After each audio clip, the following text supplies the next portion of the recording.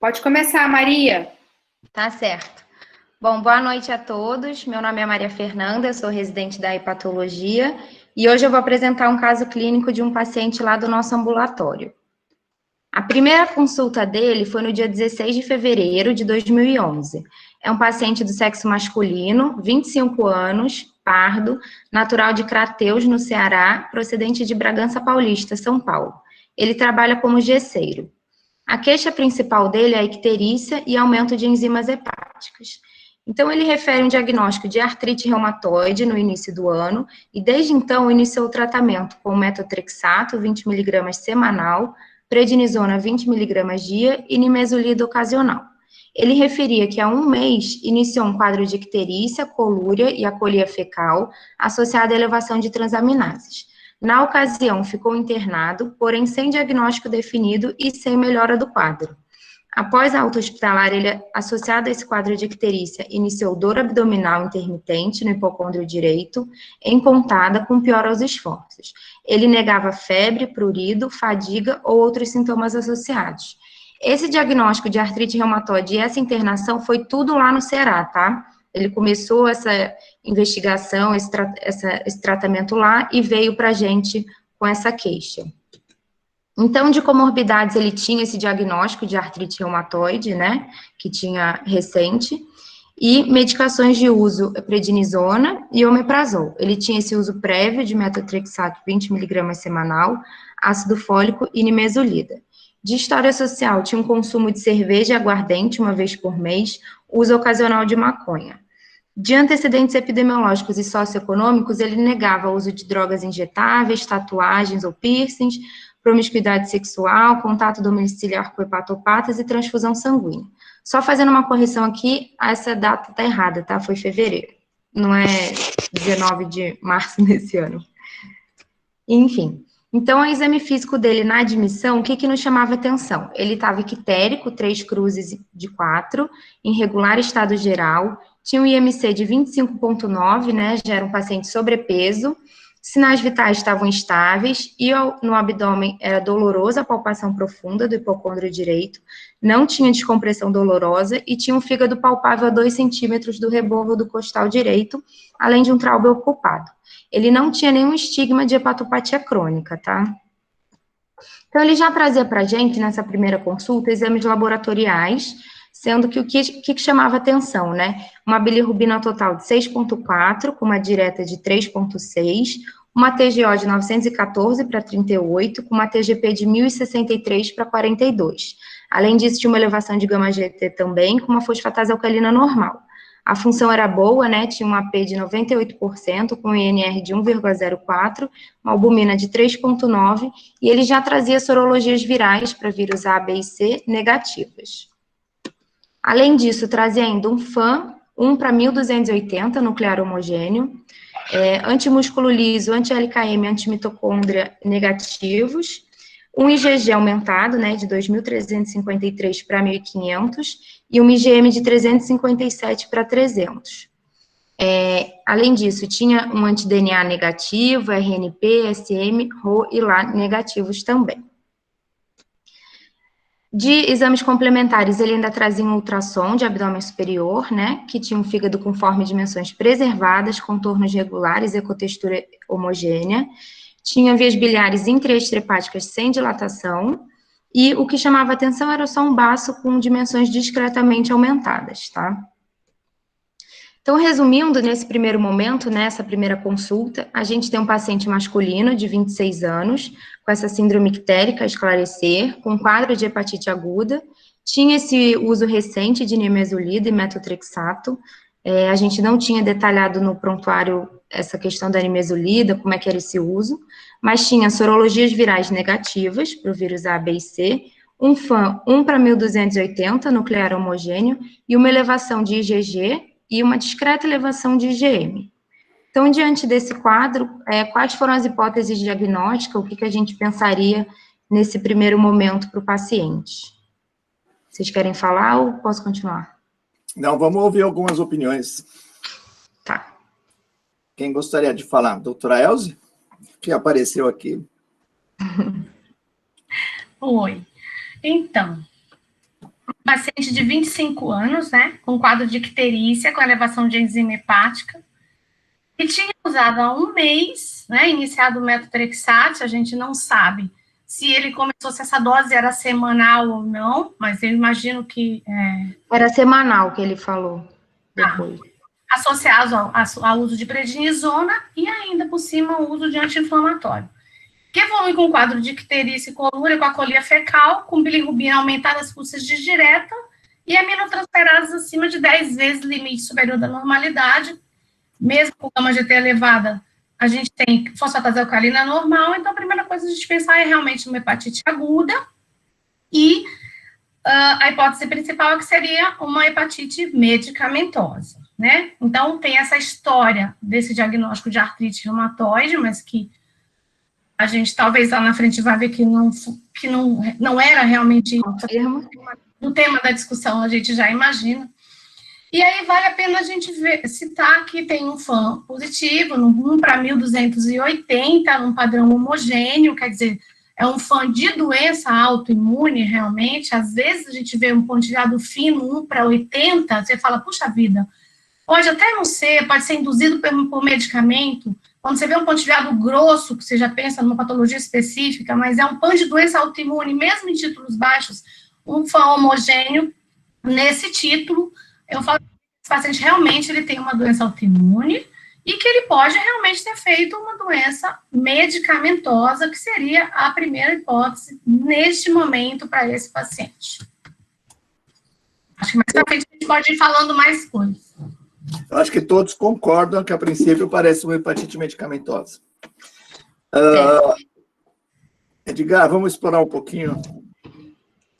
Você acha que esse FAM, junto com esse diagnóstico prévio de AR, num homem de 26 anos, você questionaria o diagnóstico? Você precisaria mais dados para... Eu acho que se a gente tivesse mais dados, assim, do ponto de vista de como que começou esse quadro possivelmente articular dele, acaba ajudando, né, mas talvez não feche tanto o diagnóstico, né. Ele pode ter começado, por exemplo, uma poliartrite simétrica de grandes e pequenas articulações e não fosse necessariamente uma artrite reumatoide, pode ser um lúpus mesmo. Mas lógico que a gente está falando, assim, depois dos exames, né. Se a gente começasse, assim, com uma queixa de um homem jovem, uma poliartrite simétrica de grandes, médias e pequenas articulações, por exemplo, que talvez eu imagine tenha sido, a gente acaba abrindo o leque mesmo de um quadro inicial, de uma artrite inicial.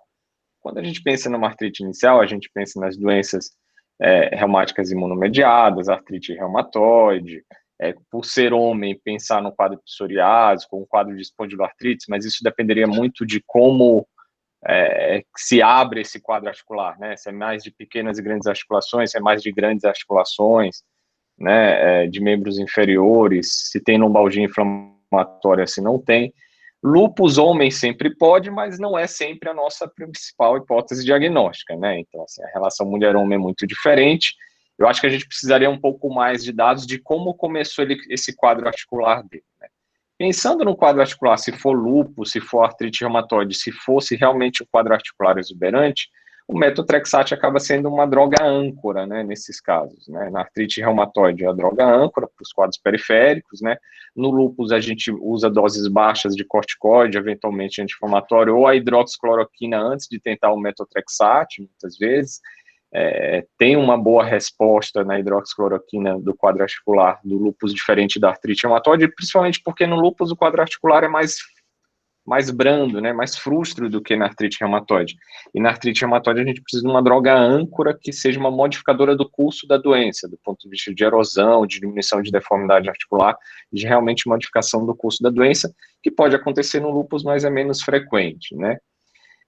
E eu concordo com tudo que vocês falaram, né, que o professor Eduardo falou, que a Elza falou. Acho que, assim, quando a gente se depara com um quadro que a gente não tem um diagnóstico ainda tão claro, né, a gente tem outros autoanticorpos, mas eu pensaria inicialmente primeiro mesmo numa hepatite medicamentosa com uma sobreposição, né. Como que a gente olha, assim, o FAM? Eu acho que a Elza falou muito bem, como uma reumatologista mesmo, né, a gente sempre... o FAM a radiografia do reumatologista, né? A gente não olha só o laudo, a gente interpreta, né? Então, quando a gente olha o FAM, a gente sempre olha duas coisas que são muito importantes: o título e o padrão. alguns padrões realmente sugerem doenças reumáticas imunomediadas ou doenças autoimunes de um outro espectro, também não necessariamente reumáticas, e o fã homogêneo é aquele fã que mesmo em baixos títulos chama atenção, né, porque ele sugere a presença de alguns autoanticorpos que são muito específicos, às vezes, para as doenças reumáticas. Por exemplo, ele sugere a presença de um antinucleossomo, sugere a presença de um anti-DNA ou de um antihistona, né, por exemplo. E esses anticorpos, na sua maioria das vezes, eles estão associados ao lúpus, né, ao lúpus mesmo. Então, por isso que o padrão do FAM para a gente realmente é muito importante. Chama a atenção que ele era DNA negativo, né, sendo DNA negativo, vale a pena a gente pensar em outros autoanticorpos também, como o antinucleossomo, que pudesse estar presente, né. Eu acho que a gente não tem fator reumatoide, anti-CCP dele, que são anticorpos para o espectro da artrite reumatoide, não tem a dosagem do complemento ainda, não tem outras coisas, e tem uma hipergama, né? A hipergama pode estar presente nas hepatites autoimunes, no lúpus, enfim, né? Em outras doenças de Sjögren, né? Outras doenças autoimunes também. Mas eu acho que o que vai direcionar a gente para o diagnóstico, já ele com o tratamento, vai ser as queixas de como ele começou mesmo o tratamento. Aí tem outros autoanticorpos que depois a gente pode direcionar para um lado ou para o outro, que pode ajudar a gente a diferenciar ou tentar colocar um pouco mais na balança que tipo de espectro, que tipo de caixinha que a gente vai querer colocar ele, né? Que a gente que vai colocando os pacientes nas caixas, né? Então, que espectro de doença talvez a gente veja, né? Ele um pouquinho. Obrigado. Alguém gostaria de fazer outra hipótese ou perguntar alguma coisa? Temos aqui 2 especialistas. Sempre que a gente vê assim, um paciente com doença autoimune, né, que começou um remédio, por exemplo, o metotrexate, ou seja ele qual for outro imunossupressor, e ele faz uma apenia, faz uma toxicidade hepática, uma toxicidade hematológica, por exemplo, eu sempre gosto, e a gente sempre gosta de pensar assim, será que aquela manifestação que ele está tendo é uma manifestação da própria doença? Será que ele está fazendo uma manifestação de toxicidade, aquele fármaco que foi recentemente introduzido, ou que ele já usa há mais tempo? Será que ele tem alguma infecção decorrente da imunossupressão, que está levando a alguma manifestação naquele órgão, seja o fígado, seja o quadro hematológico, por exemplo, né, uma penia, por exemplo? Ou será que ele tem uma doença primária daquele órgão? Quando é uma penia, será que ele tem uma doença hematológica primária? Quando é do fígado, será que ele tem uma outra doença hepática que, junto com essa medicação, fez com que ela se aflorasse, por exemplo?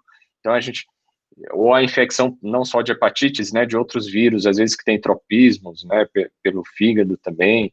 A gente acaba pensando sempre dessa maneira, tentando abrir muito o leque aí, pensando se é uma atividade de doença ou se é uma outra manifestação da droga, de uma outra doença primária ou de uma infecção decorrente da imunossupressão, né? Ô, Edgar, aproveitando você, eu faço uma pergunta. Oi. Os pacientes que têm... O metotrexate é uma droga muito segura, e a gente não vê essas alterações hepáticas assim tão comuns em tão pouco tempo, né? Uma vez eu fiz uma revisão com o pessoal da Dermato, na faculdade que eu dou aula aqui em Santos, e a gente viu que era 5 a 10% mais ou menos que vai ter essa elevação tão grande. A maioria tem em 2 semanas, alteração 2, 3 vezes, e depois ela normaliza. Então é muito raro, é menos de 5%, né, que faz esse quadro agudo. É uma droga segura, que a gente não costuma ver exatamente isso. Aí eu pensaria mais ainda pela nimesulida, né, pela associação da nimesulida, mais ainda do que o metotrexate. Fernanda, Oi, doutora. Eu queria saber se ele tinha patologias de outros bichos, porque eu acho... Vou te dizer já em 2 slides. Então tá, porque metotrexate é muito pouco para dar uma... Ele tem hepatite aguda aí, né? Nimesulida tudo bem, mas metotrexate não canta essa Ele bola. é muito. A dor incomodou no hipocôndrio direito, doutora Virginia? Pois é, 2 coisas que me chamam a atenção. Uma coisa também no exame físico dele é que ele tem esse bacinho dele aí, né? Pois Que é uma outra coisa para a gente pensar em bichos também, né? Só para pensar. Outras coisas... Fala, Fernanda. Não, cortou, doutora. Você ia falar alguma coisa? Não, eu digo só mostre as sorologias. Tá bom, vamos. Deixa eu ver a doutora Patrícia, eu vi que ela entrou. A doutora Patrícia é a nossa expert também em doença autoimune. Quer comentar? Doutora Patrícia Marinho. Oi, Du. estou aqui. Não, eu concordo com tudo que já foi dito, eu pensaria mesmo mais na imesulida mesmo, que é uma droga que o pessoal usa muito, né, e pode dar um quadro não só de lesão hepatocelular, mas também de agressão de vias biliares. Eu não estou me lembrando, eu perdi a parte das enzimas colestáticas, mas também pode dar um quadro colestático importante, inclusive com perda mesmo, lesão ductopênica, né? É uma droga que é muito usada e em vários países, inclusive, ela não é mais utilizada por esse perfil de segurança que é meio complicado, mas aqui no Brasil a gente ainda usa bastante, né?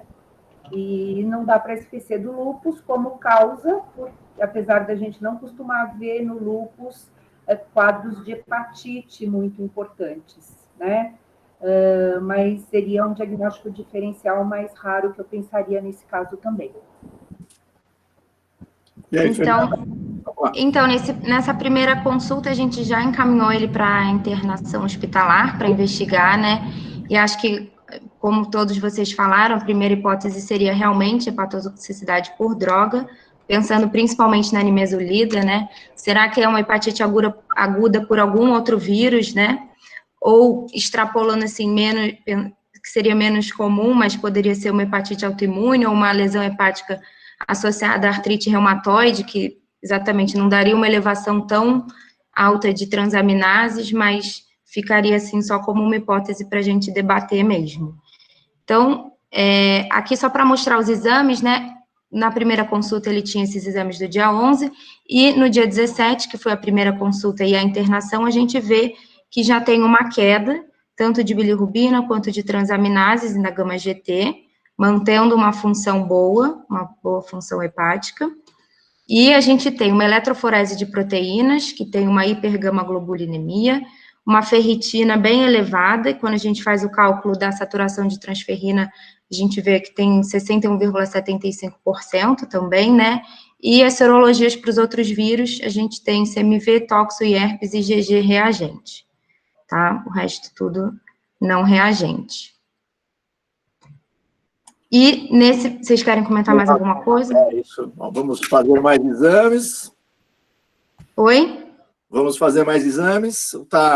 Vamos para a biópsia, como a gente já viu que a doutora Maria indicou aí. Gama, eu não sei se... Quietinho. Oi? O Gama está quietinho, hein? Ô, Fê. Oi, doutora.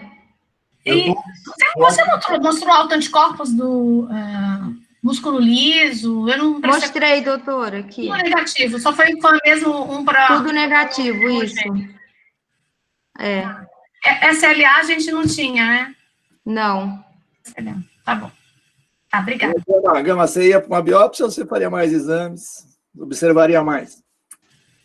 Não, doutor Eduardo, eu acho que nesse momento, né, a gente tem um paciente que falta definir muito bem que doença reumatológica ele tem, levando em consideração aquela suspeição anterior de artrite reumatoide que não ficou caracterizada, né?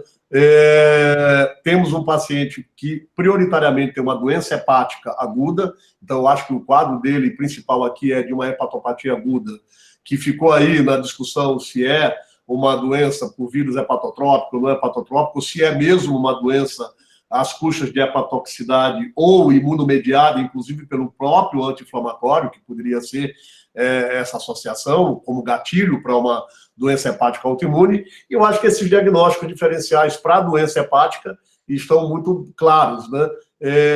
A sequência da evolução desse paciente é que vai trazer, né, substratos aí mais relevantes para a gente ir reforçando aí o diagnóstico definitivo dele. Mas, nesse momento, eu acho que a biópsia hepática seria bem-vinda, sim. Já, né? Doutora Dalgisa, concorda? Dalgisa?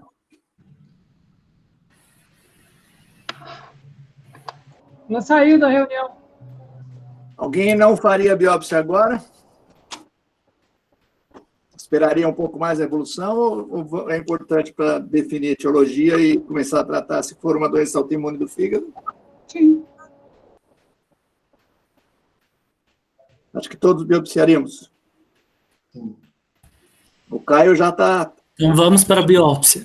Caio. Biópsia. Caio, você me avisa, viu? Tá. Se você quiser que passe. Então, a gente, no caso, tem essa biópsia de 2011, tá? Falando um pouco contrário a todo mundo, na verdade, a gente vê que já tem uma doença crônica de base, tá? Então, aqui é a reticulina, né, uma das colorações especiais que a gente utiliza para observar a deposição de fibrose. Então, a gente já observa que... Fernanda, pode passar. Pode? Então, a gente já observa que tem um alargamento portal e, ao mesmo tempo, esse alargamento ele já começa a ter emissão de septos, né? Pode passar o próximo. Então, a própria reticulina, ela já mostra isso. Então, a gente já tem aquela expansão portal e com emissão de septos.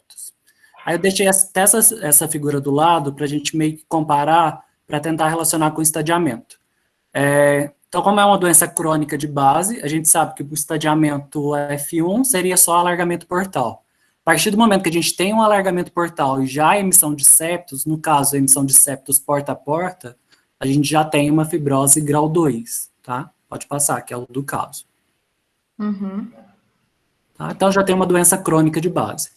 Olhando outros campos da biópsia, chama atenção que a gente tem um pouco da perda da reticulina. A gente fala que essa reticulina, voltando, ela está colabada.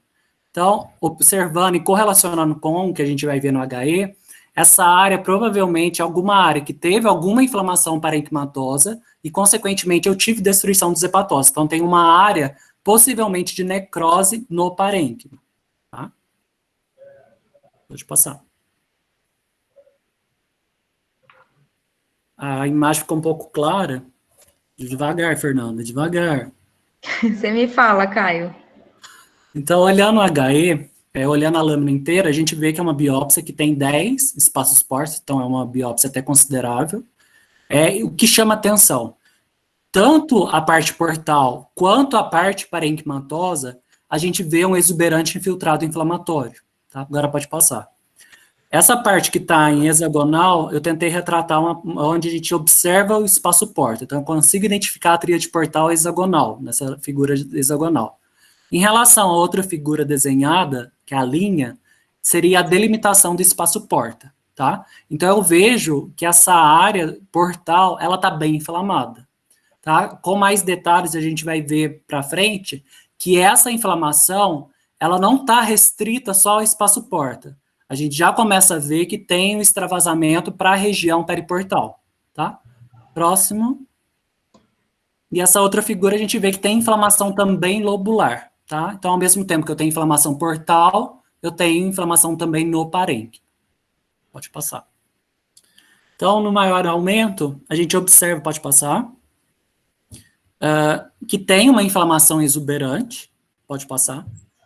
E, do mesmo jeito, eu desenhei uma linha para a gente tentar limitar onde é a estrutura portal, tá? Então, eu vejo que essa inflamação, ela extravasa os limites do espaço porta. Então, ela tende a agredir a placa limitante, ou seja, aquela popular nomenclatura que a gente utilizava para necrose em sacabocado, tá? Então, eu começo a observar que tem vários focos do espaço porta com esse infiltrado, com essa necrose em sacabocado, e, ao mesmo tempo, eu vejo mais de um espaço porta exibindo esse tipo de agressão, tá?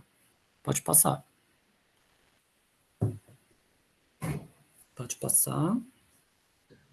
Do mesmo jeito, tá? Então, a gente vê que tem várias áreas portais que observam essa atividade de interface, essa agressão dos hepatócitos periportais. Então, isso está relacionado com o grau de atividade da doença.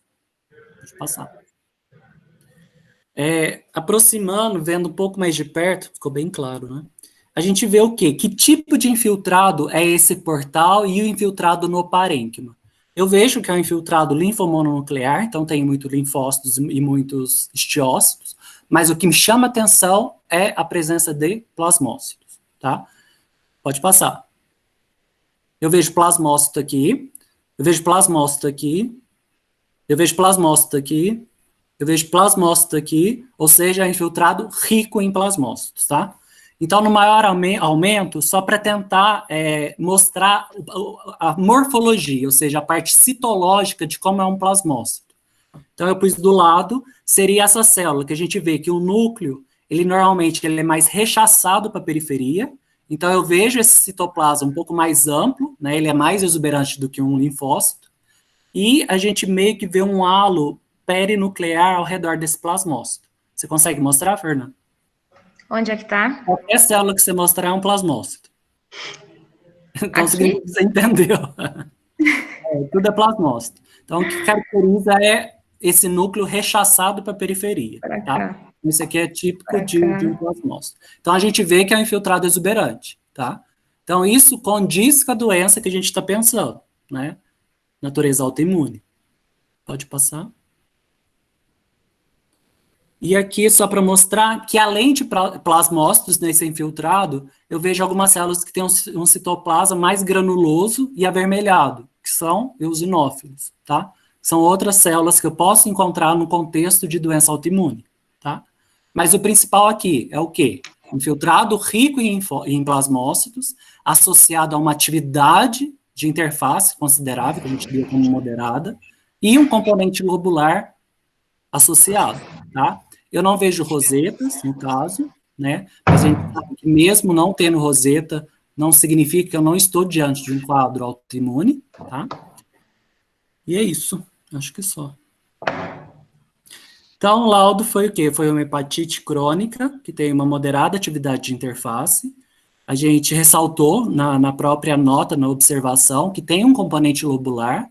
Então, esses dois achados, plasmócitos com uma atividade de componente lobular, isso sugere possivelmente uma hepatite autoimune, tá? Em relação à parte medicamentosa, medicamento para a gente normalmente é diagnóstico de exclusão, tá? A partir do momento que a gente consegue identificar uma possível causa correlacionando com a parte clínica, a gente direciona mais para vocês poderem investigar essa natureza, tá? Então, medicamentosa seria mais um quadro possivelmente secundário, mas ele já mostra que tem uma doença crônica de base. E é isso.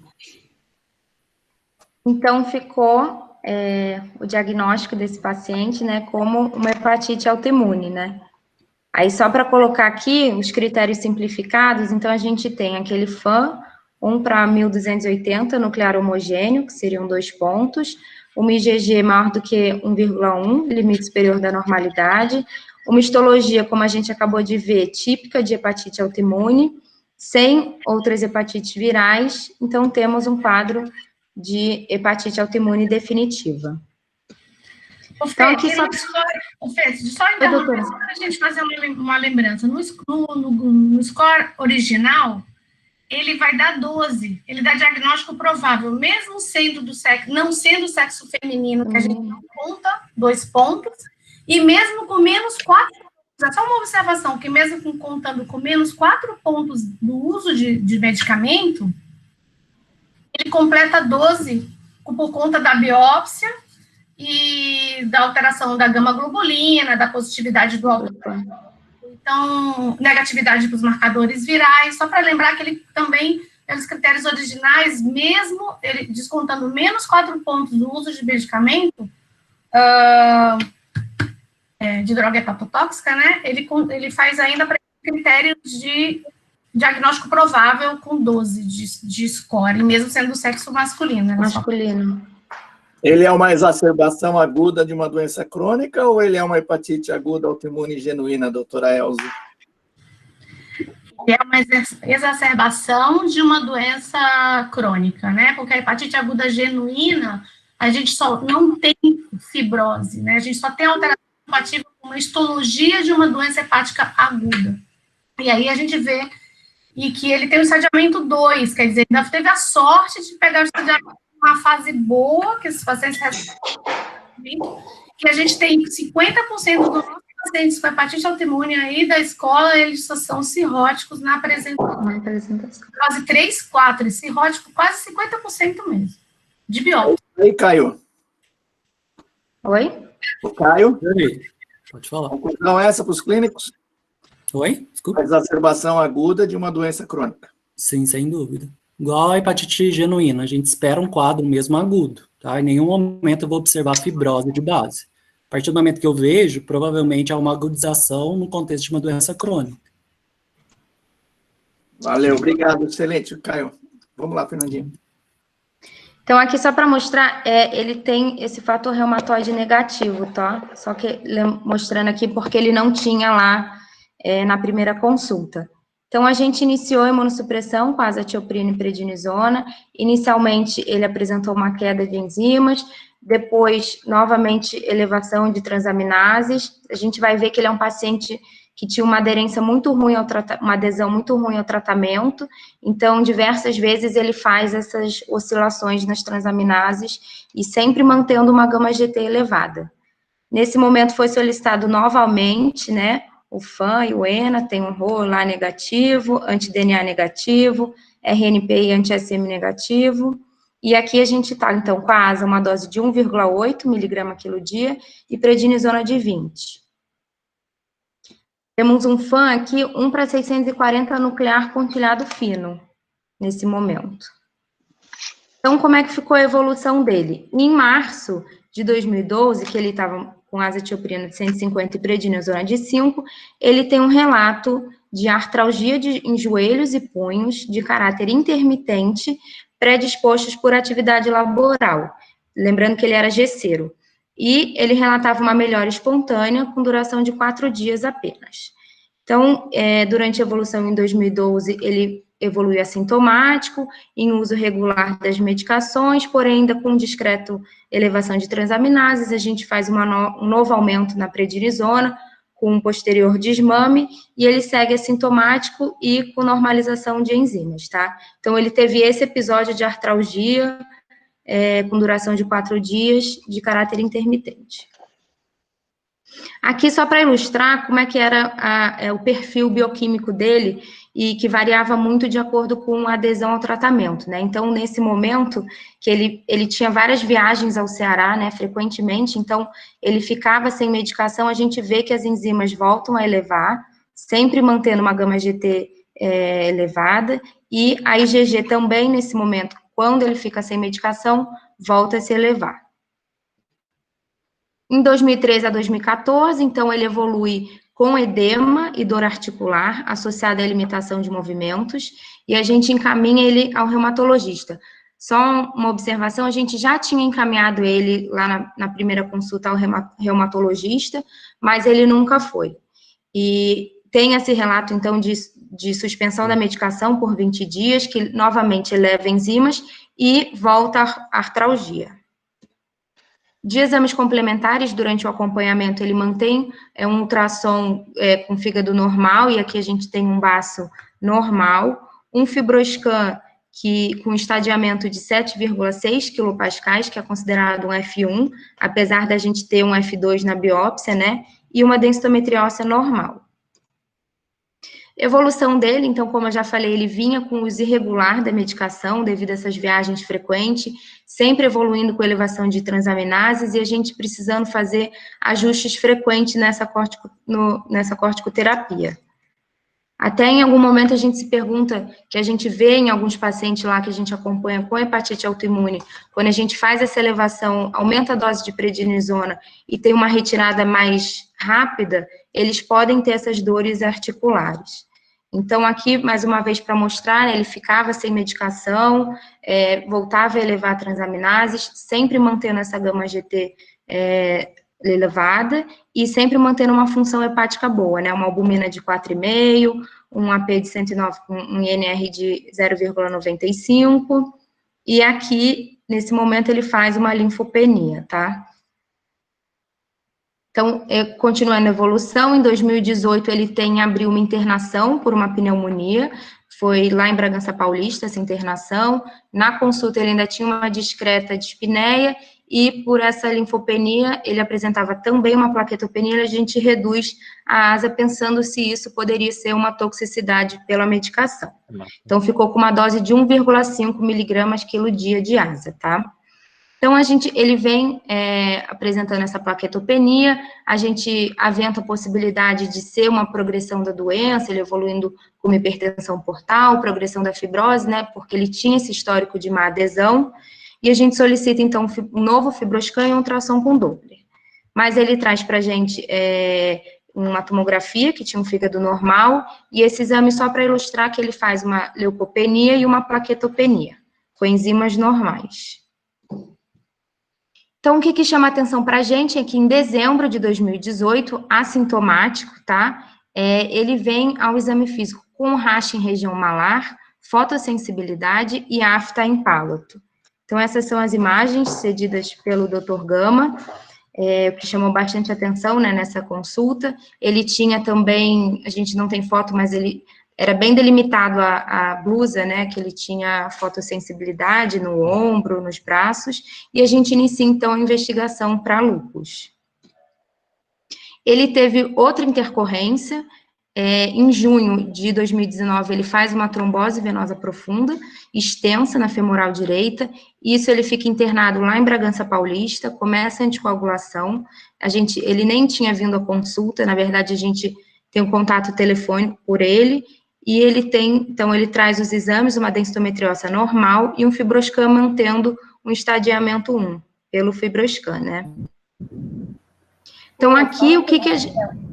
Oi? Desculpa, uma coisinha que eu estou pegando uns pedaços aqui, também, eu estou com problema na conexão, mas assim, ele tinha anticoagulante lúpico? Antifosfolípide, desculpa. Não, doutora. Era negativo ou não foi pesquisado? Oi? Vamos pesquisar. A gente vai... Não, a gente está aguardando, na verdade, a gente vai pedir, a gente solicita. Tá. Então, aí aqui só para ilustrar o que a gente tinha desse paciente, né? Lá em 2011, então, a gente tinha um FAM 1/640, nuclear pontilhado fino, isso depois que ele começou o tratamento, e anti-DNA, RNP, SM, anti-RO e anti-LA negativos. E nesse momento, então, a gente tem um FAM 1/640, nuclear pontilhado grosso, um anti-DNA positivo, 1/80, RNP, SM, RO positivos. Além disso, um C2 e um complemento total indetectáveis e C3 e C4 reduzidos. Na urina não tinha proteinúria, tinha presença de sangue, 3 cruzes e dismorfismo negativo, eritrocitário negativo. Então, a gente tem um paciente jovem, que já tem esse diagnóstico de hepatite autoimune desde 2011, que em 2019 começa a apresentar complemento consumido, anti-SM positivo, anti-DNA positivo, RO também positivo, um FAM positivo, com leucopenia, fotossensibilidade, artralgia em mãos e punhos. Então, a gente fecha o diagnóstico, né, de lúpus e hepatite autoimune. Aqui isso aí, só Pode falar mais. Desculpa, Fernandinha. Oi? Eu te interrompi, mas só para pedir para o Edgar ver se ele concordava com a nossa hipótese. Não, eu concordo, acho que está super bem apresentado. Agora, assim, eu acho que é interessante da gente ver, né, assim, aquela pergunta, será que gera uma hepatite do lúpus desde o começo? Não é o que a gente vê, né, normalmente, né, as hepatites do lúpus, elas não costumam ser tão agudas e tão graves, né, assim, né, evoluindo com grau de fibrose, né. Então, a impressão que eu tenho é as duas coisas, que ele talvez tenha uma sobreposição inicialmente. Mas tem algumas coisas que, ao longo da história, são interessantes dele que talvez vale a pena a gente comentar.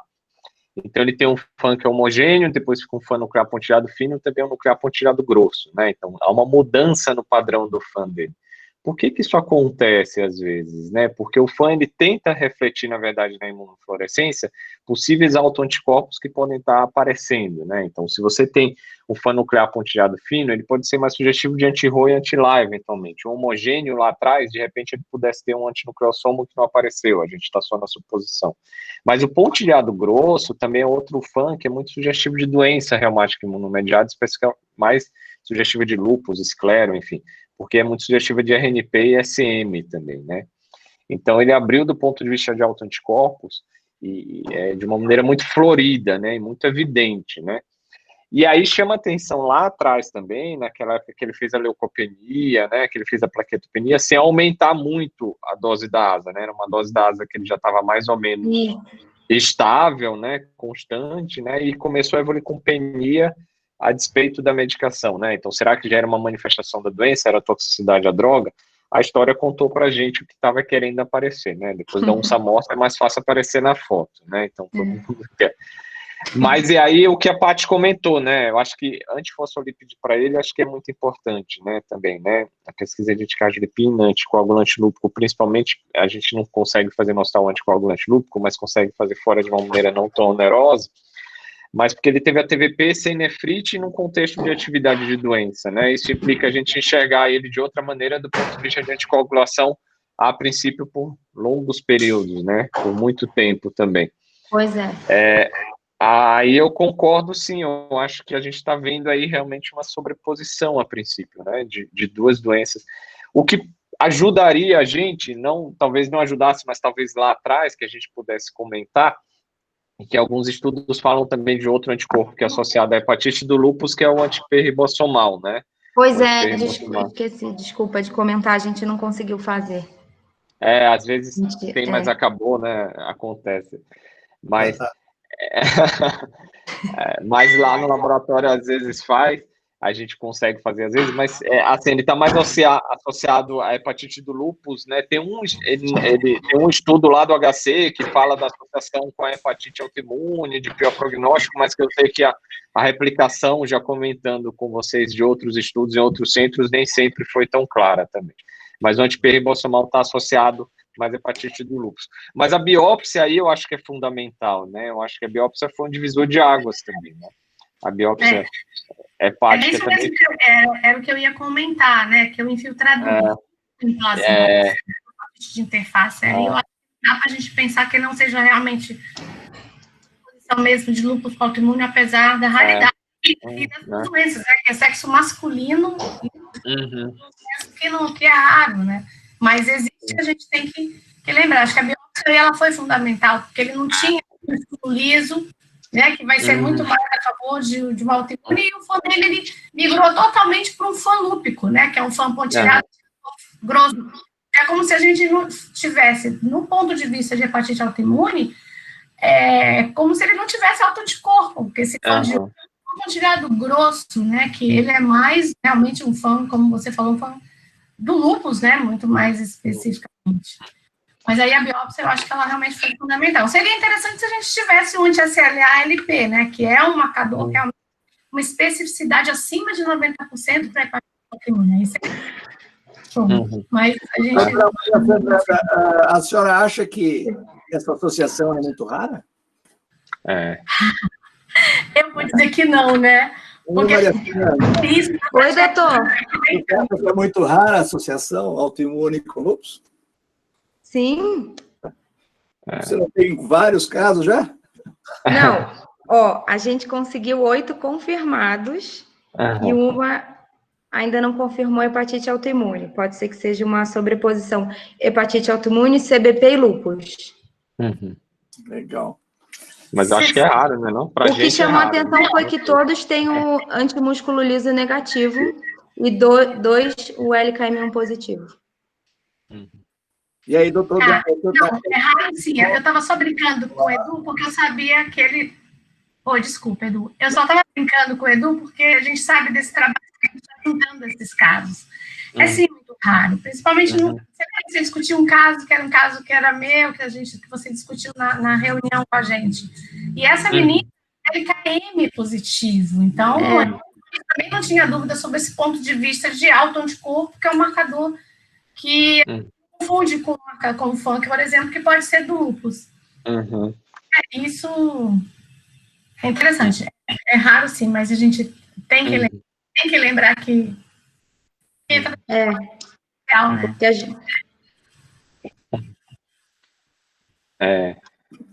Só outra coisa que eu ia comentar. Sobre o sexo humano. Essa associação com o homem, eu acho que eu só vi um descrito quando eu fiz uma revisão lá atrás. Não sei se a Fernandinha ou se o Gama fez uma revisão agora. Eu vi descrito de sobreposição de lúpus com hepatite autoimune um menino de 11 anos. Quer dizer, um trabalho que era da pediatria.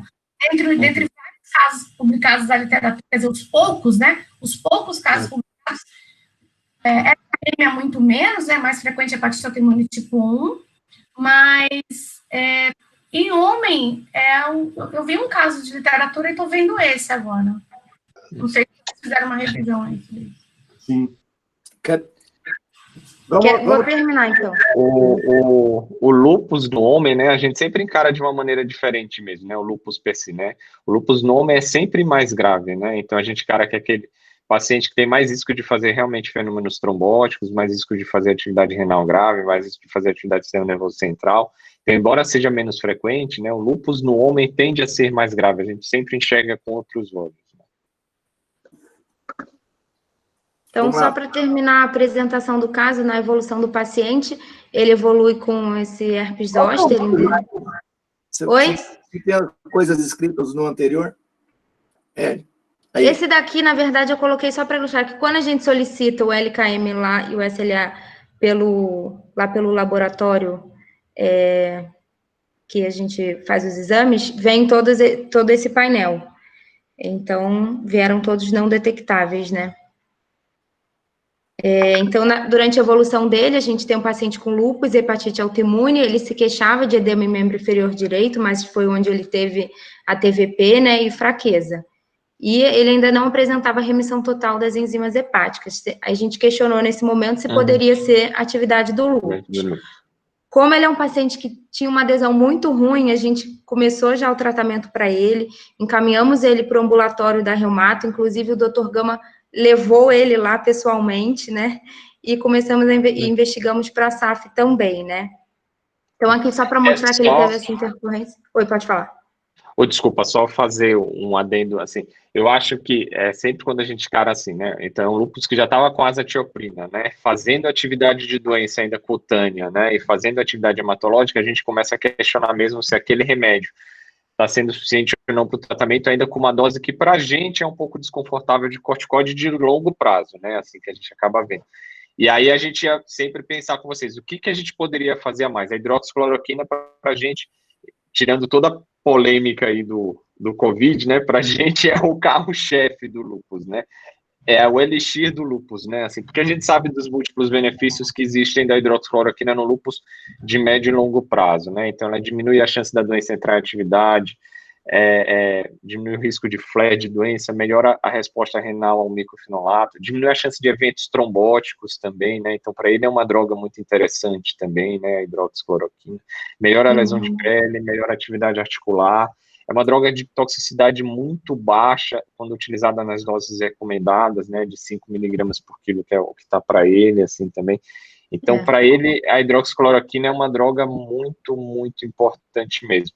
E aí, a dificuldade que a gente teria para ele com o Marevan e a asa é aquele ajuste que a asa, às vezes, é muito ruim de ajustar com o Marevan, às vezes, também. Tem paciente que vai liso, mas tem paciente que a gente tem muita dificuldade pela interação entre as duas drogas também. E aí, se ele não estiver indo bem do fígado, talvez a gente pensasse junto em uma outra droga para ele, né? Com vocês.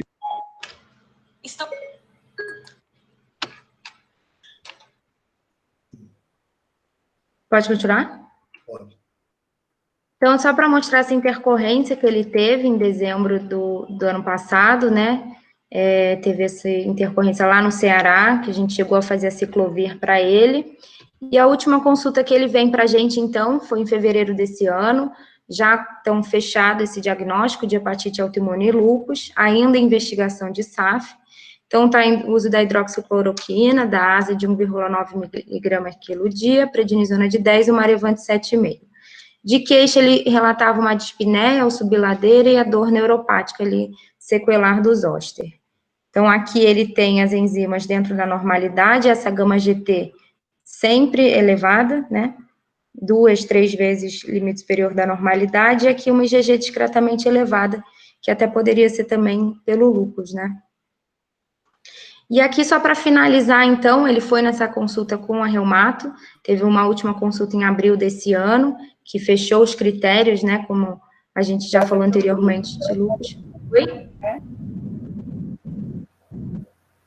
Oi, doutor? Alguém falou?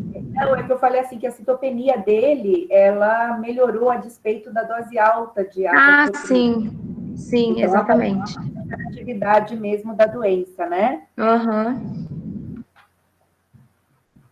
Então, fechamos, né? Tinha úlcera de mucosa oral, tinha lúpus cutâneo agudo, tinha artralgia inflamatória, um FAM positivo, consumo de complemento, e ficou interrogado esse SAF, que na verdade a gente ainda está guardando anticoagulante lúpico, anticardiolipina, e então ficou finalizando um paciente com quadro de lúpus, hepatite autoimune confirmado pela biópsia, com esse quadro de TVP, sem investigação completa, mantendo a hidroxicloroquina, está numa dose de 4,8 miligrama quilo dia, mantendo a prednisona por parte das enzimas hepáticas, né, da hepatite autoimune, e aguardando a investigação do SAF para avaliar suspensão do Marevan, se não confirmar o diagnóstico. Então, é isso. Obrigada. Não sei se quer comentar. Parabéns, Fernanda. Obrigada.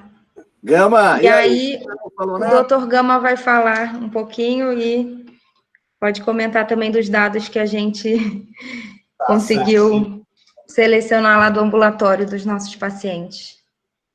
Deixa eu parar minha apresentação para você. Pronto. Eu tenho uma pergunta para fazer, doutor Gama. Pode fazer. A hepatite pelo lúpus, quais são as características na biópsia? Nós vamos abordar isso agora. Obrigada. E aí, depois o doutor Edgar faz as considerações aí pertinentes. Na verdade, esse é um tópico bastante... Aqui. Não, Eduardo, eu tenho que deixar a janela aqui. Não, deixa a janela aqui. Então deixa assim. Vocês estão conseguindo ver os slides? Sim, só não está no modo de apresentação. Mas aí eu abro... Você não vê as pessoas. Sim, mas tudo bem, pode ser. Então eu não vejo as pessoas. Mas as pessoas me veem? Sim. Então tá bom. Então, na verdade, esse é um assunto que é bastante interessante e eu acho que é de extremo interesse para ligar a hepatologia com a reumatologia, e embora já tenha se dito, não é, nas considerações anteriores, que a associação hepatite autoimune e lúpus é uma condição rara, sim, é de fato rara, a gente tem na literatura 41 casos, né, documentados, né, até 2014 eram 35, depois somaram-se mais 6, e agora nós teremos pelo menos 9. Então nós complementaremos essa casuística com 50 casos. E é interessante chamar a atenção que a casuística que a gente está montando, ela é a maior entre todas publicadas, porque a mais recente tinham só 6 casos de hepatite autoimune versus lúpus. Nós temos aí 9 casos, né, um a ser confirmado, definitivamente 8 casos, né, corroborando aí essa associação. Mas quando a gente fala de acometimento hepático no lúpus eritematoso sistêmico, a gente sabe que as anormalidades nos testes bioquímicos do fígado, elas foram descritas, né, em algum momento do curso da doença hepática em até 60% dos pacientes com lúpus. Só que na maioria desses pacientes, as etiologias são sempre, na maioria das vezes, não imunológicas. Hepatotoxicidade medicamentosa, esses pacientes tomam muitas medicações, doença hepática gordurosa não alcoólica, hepatite viral e a própria doença alcoólica. Então, de um modo geral, né, a grande maioria das vezes, a responsabilidade por elevação dessas enzimas hepáticas, né, caem dentro desses universos que aqui estão. Né? E o grande desafio é, de fato, né, chegar a esse diagnóstico. Né? Nós temos hepatite lúpica, nós temos hepatite autoimune, nós temos sobreposição, e esse desafio é grande por quê? Porque, embora lúpus e hepatite autoimune sejam doenças distintas, uma combinação de sintomas clínicos, marcadores sorológicos e características demográficas se sobrepõem nessa população. Por exemplo, a idade, o sexo, manifestações tais como artralgia, que a gente vê que é relativamente comum no nosso grupo de hepatite autoimune e é extremamente prevalente nos pacientes com lúpus eritematoso sistêmico. Da mesma forma, fadiga, o exantema, que é muito mais comum no lúpus, mas de vez em quando a gente observa pacientes com hepatite autoimune com manifestações dermatológicas, o próprio FAM, que é comum a ambas as situações. Na hepatite autoimune, a gente vê com muita frequência o FAM nuclear pontilhado fino ou FAM nuclear homogêneo. Eles perfazem a história também dos padrões de FAM na lúpus. A hipergama globulinemia com elevação de IgG pontua a atividade das duas doenças, e até mesmo há trabalhos que descrevem, né, positividade do dsDNA, né, em pacientes com hepatite autoimune, a despeito da alta especificidade desse marcador para lúpus. Há trabalhos na literatura, né, documentando a positividade do dsDNA também em hepatite autoimune. O que torna, portanto, né, um desafio diagnóstico é o esclarecimento desses adoecimentos do fígado. Né? Nós temos hepatite lúpica nesse paciente com lúpus, ou nós temos sobreposição com hepatite autoimune. Né? Portanto, aqui alguns trabalhos que eu selecionei para que a gente mostre e discuta um pouco. Vejam aqui esse trabalho de 2007, né, publicado em uma revista de reumatologia, fazendo, né, uma revisão retrospectiva de casos de lúpus versus adoecimento hepático. Aqui nós temos 377 casos de lúpus. Oi? É isso que eu ia perguntar. Você está na página inicial, você não está rodando. Não estou rodando? Não, põe assim, a apresentação da tela cheia, tela inteira. Oi? Está na tela inteira. Eu acho que sai e entra de novo. Às vezes acontece. Às vezes acontece. Entrou? Não. Ainda não. Você está só na primeira tela, no primeiro slide. Então, você aumentou a tela ou você colocou forma de apresentação? Eu aumentei a tela. Pois é, tem que colocar a forma de apresentação. Que aí a tela fica aqui. E agora? Agora foi. Agora acho que vai. Esse slide eu já tinha falado, tudo bem? Tudo bem. Este tinha sido apresentado, não, né? Agora não passou. Ó, Não está passando. não está passando. Foi? Foi? Doutora, é melhor parar de apresentar e voltar a apresentar novamente. Porque Tá às bom. vezes não acontece.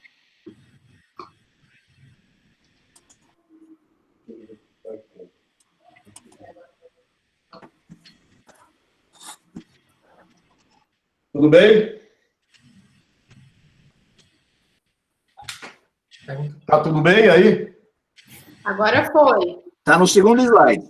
Segundo slide. Então, eu vou reiniciar por esse segundo slide, que, na verdade, é um grande desafio na prática clínica, porque aquelas alterações que são comuns ao fígado na história natural do lúpus eritematoso sistêmico, hepatotoxicidade, doença gordurosa, enfim, hepatites virais ou mesmo alcoólica, a história clínica, a avaliação laboratorial permeia tudo e esclarece o diagnóstico. Nosso desafio está aqui, né? Isto é hepatite lúpica, isto é hepatite autoimune, há sobreposição de doenças neste fígado de uma paciente com lúpus eritematoso sistêmico, uma vez que, né, esse estado de confusão ele se justifica na prática clínica, visto, como eu tinha dito, alguns aspectos clínicos, alguns marcadores sorológicos e algumas características demográficas se sobrepõem, né, com hepatite autoimune e lúpus eritematoso sistêmico.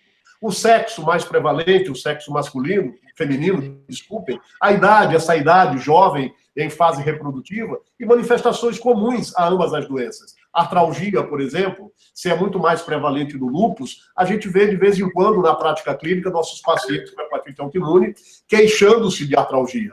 A fadiga, exantema, tem uma colega, inclusive, cuja tese de mestrado foi manifestações dermatológicas em hepatite autoimune. Então, esses aspectos se confundem, né? Assim como os autoanticorpos, o FAM, aquele padrão clássico que a gente vê de nuclear pontilhado fino ou nuclear homogêneo, que perfaz os autoanticorpos da hepatite autoimune, passam também na história natural, habitualmente, dos pacientes com lúpus eritematoso sistêmico. Da mesma forma, a elevação de IgG... Oi? Os slides não estão.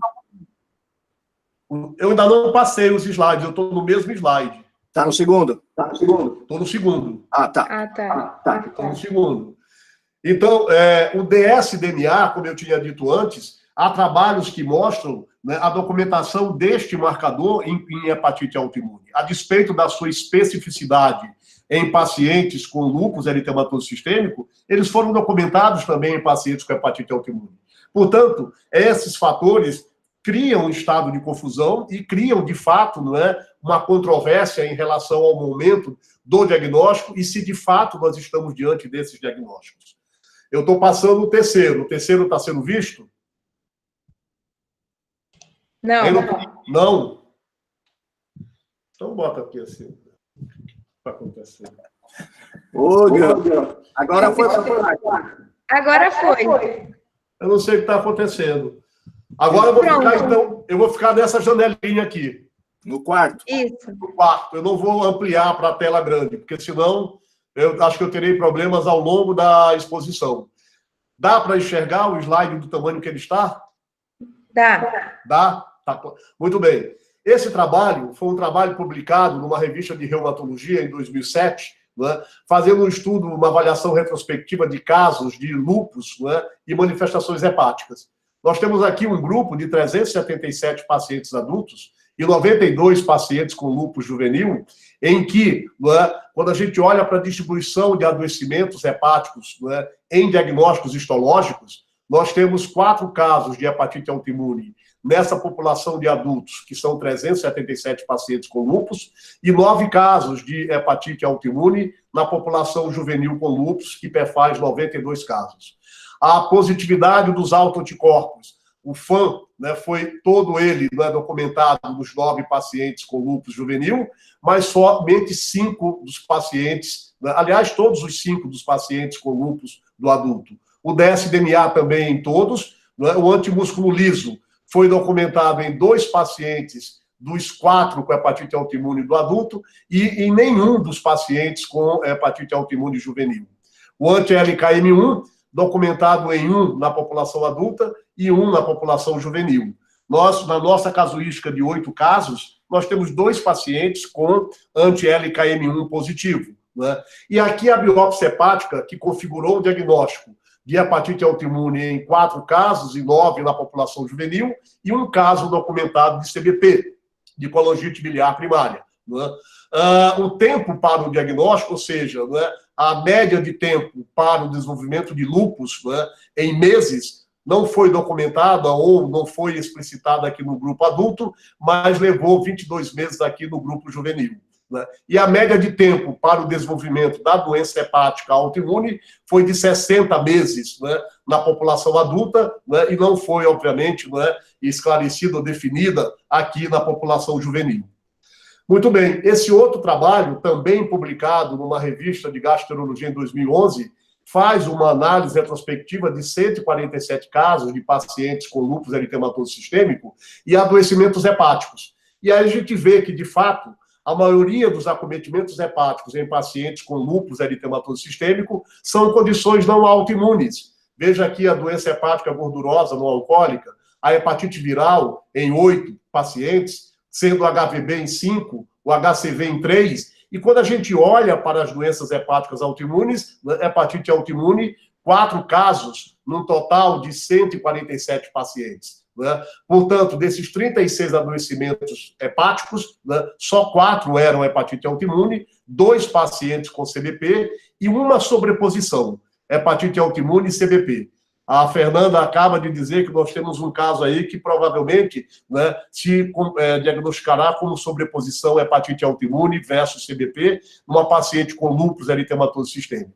E para chamar a atenção de uma outra possibilidade, que não é também imunológica, a hiperplasia nodular regenerativa, que foi documentada em 2 casos desses pacientes com lúpus, com doença hepática a ser diagnosticada. Então, vejam que, de fato, né, a associação hepatite autoimune lúpus é uma condição rara, as casuísticas são sempre de 4, 6 no máximo, né, e relatos de caso de 1 ou 2, né, de acordo com as publicações que a gente observou. Esse trabalho, né, ele mostra, na mesma revista Gastroenterology de 2011, ele mostra aqui a publicação deles de 7 pacientes, e, portanto, com 35, né, já documentado na literatura, mais 7 fazem um total de 42 pacientes. Todos eles eram do sexo feminino, né? Todos eles. né? Só um paciente, né, ou dois deles, na verdade, aqui tinham CBP. Né? O paciente 5, o paciente 6, e olha o tempo de diagnóstico, né, entre, né, o período do lúpus e da doença hepática autoimune. Entre 1 ano a 5 anos, né, de evolução de uma doença para outra. E, finalmente, aqui, uma sobreposição, né? Hepatite autoimune e CBP, que depois de 12 anos, né, evoluiu para a sobreposição colangite mais hepatite autoimune. Os marcadores aqui laboratoriais que confirmaram o diagnóstico de lúpus, né, os marcadores aqui laboratoriais que confirmaram o diagnóstico das doenças hepáticas autoimunes, todos tinham FAM positivo, né, todos tinham elevação de IgG, todos tinham a LT, né, elevada, e a maioria deles, ou pelo menos alguns, com mais de 5 vezes o limite superior do normal. A biópsia hepática mostrou hepatite de interface em todos os casos, né, com infiltrado linfoplasmocitário, e naqueles 2 com CBP tinha alteração de ducto biliar, e um tinha, inclusive, colangite destrutiva não supurativa. O tratamento preconizado foi para as sobreposições. Imunossupressão com hidroxicloroquina, quando se tratava de lúpus mais hepatite autoimune, né, e o Sacol com hidroxicloroquina para aqueles pacientes que tinham CBP com lúpus eritematoso sistêmico. Então, nós temos mais uma casuística aqui de 7 pacientes publicados em 2011. Né?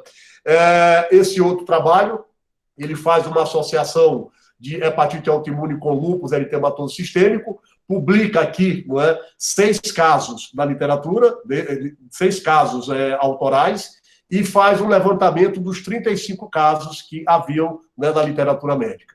Se a gente somar cada um desses pacientes aqui, né, dá 35 casos ao total. Né? E quando a gente olha para cá, né, a casuística maior, né, aqui no terceiro grupo, são de 6 pacientes. Nós temos aí 8 ou 9 pacientes a serem catalogados como sobreposição lúpus e hepatite autoimune. Portanto, né, aqui só para chamar a atenção dessa sobreposição, da raridade, né, e aí esse autor, que faz essa revisão do número de casos da literatura, mostrando esses 35 casos, ele publica agora os seus 6 casos aqui relacionados. O caso 1, 2, 3, 4, 5, 6, né, a faixa etária de cada um, né, e todos eles tinham elevação de enzimas hepáticas com pelo menos 3 a 4 vezes o limite superior do normal. Todos eles, à exceção de um, tinha IgG elevada. Então, dos 6 pacientes, 5 tinham elevação de IgG. Todos tinham FAM positivo, né, todos tinham FAM positivo. 3, na verdade, 4 pacientes tinham antimúsculo liso. Só 2 não positivaram antimúsculo liso, né? E o ds-DNA estava presente, positivo, em títulos moderados, em 4 dos 6 pacientes. No anti-RNP, né, positivo em 2 pacientes, demais não foram mencionados, e a biópsia hepática foi executada em todos eles. Todos tinham, né, biópsia hepática configurando critérios para hepatite autoimune, alguns com fibrose avançada. Esse terceiro paciente, que é o caso 3, morreu em 2012 com CHC, porque no momento do diagnóstico ele já tinha uma fibrose F3, F4, e mesmo sendo vigiado a cada 6 meses com alfa-feto e ultrassom, né, esse paciente teve, né, um diagnóstico tardio de CHC e não foi possível contemplá-lo com transplante e tratamento curativo.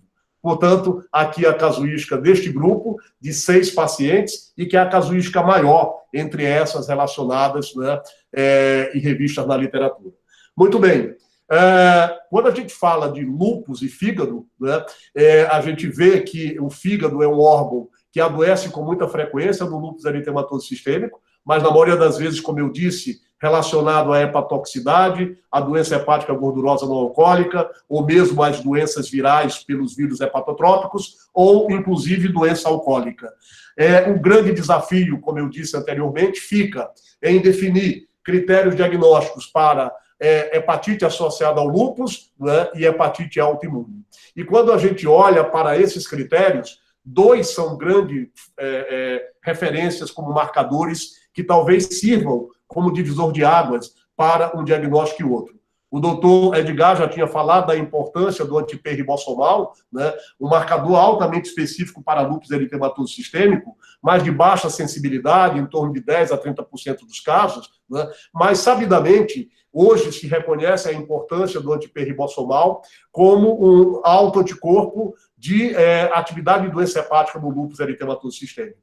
Parece que ele tem, sim, um papel patogênico na agressão hepática do lúpus. E a gente não observa isso, né, na hepatite autoimune, apesar do trabalho da USP, e que parece que houve, né, uma falha metodológica naquele trabalho, né, e de poucos trabalhos publicados na literatura, chamando a atenção do anti-P-ribosomal em outras situações, né, o que se sabe é que os estudos mostram a importância do anti-P-ribosomal como um marcador de hepatite lúpica, né, e que a gente não o encontra na hepatite autoimune.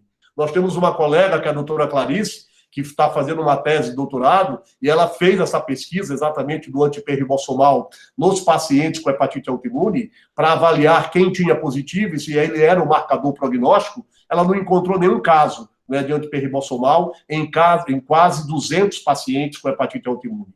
Então, o grande marcador laboratorial seria o anti-P-ribosomal, e a histologia é fundamental, porque hepatite de interface, de moderada a severa, né, plasmócitos, principalmente com lençol de plasmócitos, rosetas e emperipoliese, são marcadores clássicos para hepatite autoimune.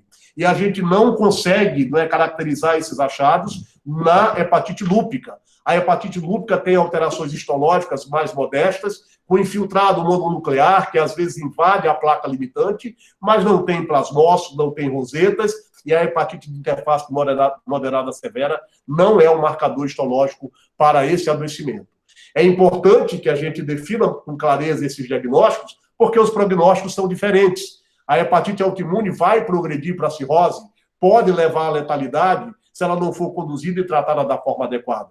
Enquanto que a hepatite do lúpus, ela responde ao tratamento específico para lúpus eritematoso sistêmico e não se costuma ver nem formas agudas graves de adoecimento e nem progressão para a doença hepática crônica com fibrose avançada. Então, é necessário distinguir muito bem quem é hepatite lúpica e quem é hepatite autoimune. E certamente, dentro das ferramentas que a gente tem, o anti-P-ribosomal e a histologia bem feita e bem avaliada servirão aí como marcadores diagnósticos, né, que podem conduzir muito bem cada grupo desses pacientes.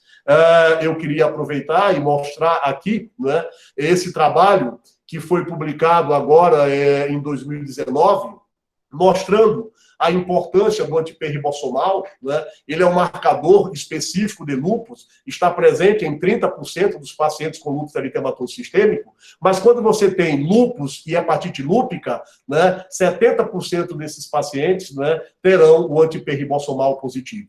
Né? Embora haja relatos na literatura de 17% de anti-P-ribosomal em hepatites induzidas por drogas e 20% de pacientes com síndrome de sobreposição, lúpus e hepatite autoimune, eu acho que isto é muito mais anedótico do que, na verdade, uma realidade. E, recentemente, eu li um trabalho, o doutor Edgar pode depois comentar, do anti-P-ribosomal em doença de Chagas, principalmente com miocardiopatia chagásica, né? E a correlação desse marcador também já com Chagas, extrapolando aí os limites do lúpus eritematoso sistêmico. E algo que eu achei muito interessante, e que serve para o Caio e a doutora Valéria, né, que são grandes patologistas, é que este autor, Zeng e colaboradores, né, relataram um achado na histologia de fígado com adoecimento pelo lúpus, né, de um depósito do complemento C1q, que ele não encontrou em outros adoecimentos hepáticos associados ao lúpus. Ele só encontrou esse depósito de C1q em biópsias de fígado com adoecimento específico, né, pelo lúpus eritematoso sistêmico. Então, talvez, né, buscar, né, este achado histológico possa ser mais um marcador que venha aí a reforçar o que é hepatite lúpica e do que é hepatite autoimune. Portanto, eu acho que essa informação é bastante relevante e vale a pena a gente levar em consideração, começar a vê-la e estudá-la e ver se, de fato, ela reforça esses diagnósticos. Portanto, a minha mensagem, diante dessa confusão dos slides que não estavam aparecendo, A sobreposição da hepatite autoimune e lúpus é uma situação rara. Todo mundo já disse isso, é de fato. A literatura mostra a raridade. Se a gente for computar todos os casos documentados na literatura, nós temos 41 ou 42 casos. Com os 9 que a gente vai publicar no futuro, né, Fernanda? E o doutor Eduardo, a doutora Lúcia e todo o grupo, nós teremos aí, somaremos 50 e poucos. O diagnóstico diferencial das alterações enzimáticas do fígado deve incluir sempre hepatite autoimune e hepatite lúpica, sim, nesse grupo de pacientes. É necessário a gente investir nesse diagnóstico para não só ter clareza do diagnóstico, aumentar casuística, mas mudar prognóstico. Né? Do painel de autoanticorpos, o anti-P-ribossomal parece ser um potencial marcador diagnóstico para hepatite lúpica. A biópsia hepática, em mãos da doutora Valéria, é o grande marcador diagnóstico, né? Porque plasmócitos, rosetas, hepatite interfácil moderada acentuada e em peripolese, né, formarão aí, né, achados que reforçam o diagnóstico da hepatite autoimune e não são marcadores na hepatite do lúpus. Né? O Caio, obviamente, como discípulo da doutora Valéria, também recebe essa homenagem aqui nesse momento. O depósito de C1Q na imunopatologia parece ser específico para hepatite lúpica. Então, começar a procurar, né, C1Q na imunopatologia desses pacientes também vai ajudar, né, a diferenciar, né, o joio do trigo.